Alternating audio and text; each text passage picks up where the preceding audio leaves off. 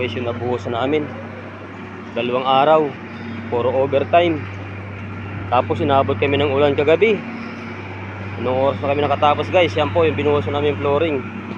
Ito, yan. Yan po guys, yan.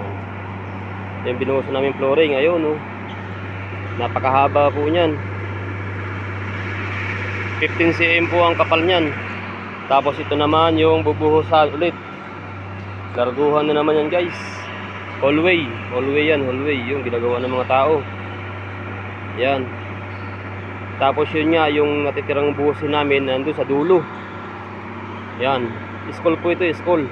3 story. Yan o. Yan, tuloy ang andar ng ready mix namin.